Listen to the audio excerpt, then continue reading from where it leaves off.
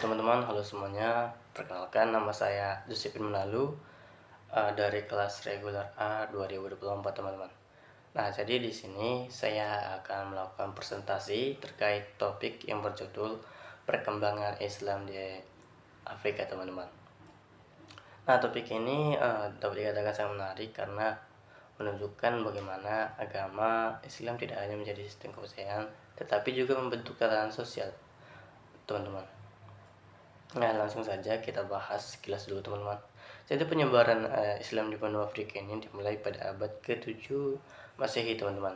Agama ini masuk melalui beberapa jalur, teman-teman, seperti perdagangan, dakwah, dan ada juga penaklukan dari Mesir, teman-teman. Nah, ajaran Islam ini kemudian meluas ke wilayah Afrika Utara dan terus menyebar ke Afrika Barat, Timur, dan Selatan, teman-teman. Nah, sebelum Islam datang, beberapa daerah Afrika sebenarnya sudah mengenal agama Kristen, terutama di Mesir dan Ethiopia, teman-teman.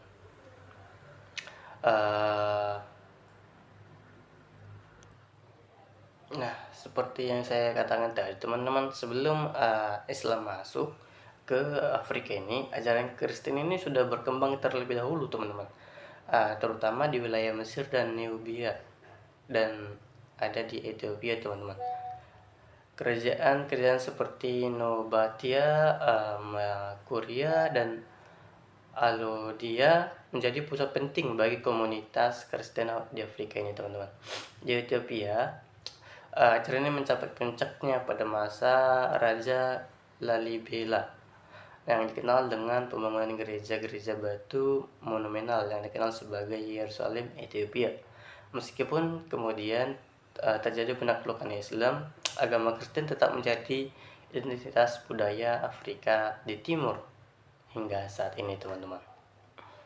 Nah, Islam pertama kali masuk ke Afrika itu melalui penaklukan Mesir oleh Amr bin As pada masa kekhalifahan Umar bin Khattab sekitar tahun 440 Masehi, teman-teman. Nah, dari sana pengaruh Islam mulai menyebar nih ke Afrika Utara, ada yang ke Afrika Barat melalui jalur perdagangan dan juga dakwah, teman-teman. Nah, gerakan keagamaan seperti Al-Maruf Bintum dan Al-Muhahindun menjadi peran besar dalam memperkuat dakwah Islam di Afrika Barat, teman-teman. Nah, tokoh-tokoh seperti Abdullah bin Yasin berhasil mengislamkan suku-suku besar barbar di Sahara, teman-teman, yang kemudian membentuk kerajaan-kerajaan besar seperti Ghana, Mali, dan Songhai, teman-teman.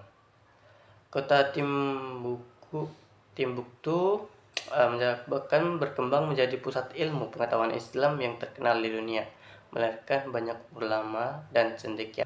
Nah, kita lanjutkan kepada pembahasan kita penyebaran Islam di Afrika Barat, Timur, dan juga Selatan, teman-teman. Nah, jadi di Afrika Barat ini Islam berkembang melalui jalur perdagangan di Trans-Sahara, teman-teman.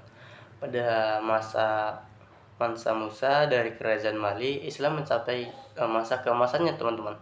Perjalanan haji ke Mekah tidak hanya memperkenalkan Mali ke dunia Islam, tetapi juga memperkuat hubungan ekonomi dan diplomatik antara Afrika dan Timur Tengah, teman-teman.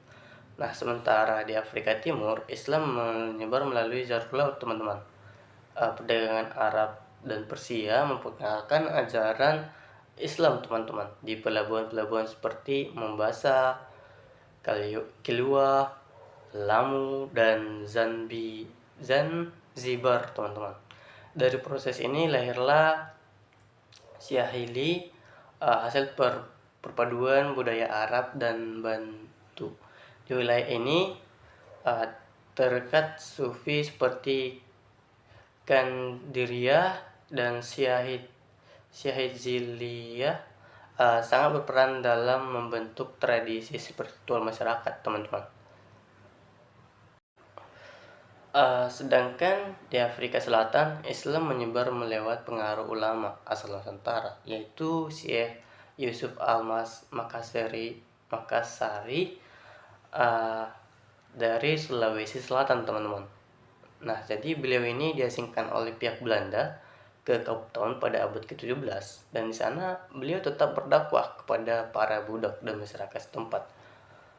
Dari perjuangan beliau lahirlah komunitas muslim pertama di Afrika Selatan, teman-teman, yang kemudian berkembang menjadi kekuatan sosial dan spiritual hingga saat ini, teman-teman. Nah, secara keseluruhan penyebaran Islam di Afrika menunjukkan betapa besarnya pengaruh agama ini dalam pembentukan peradaban dunia, teman-teman.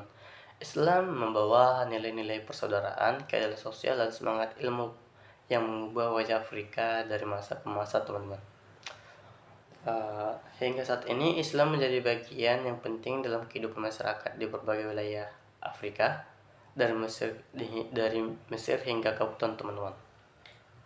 Nah, jadi sekian dulu, teman-teman, presentasi kali ini. Terima kasih telah menyaksikannya, teman-teman.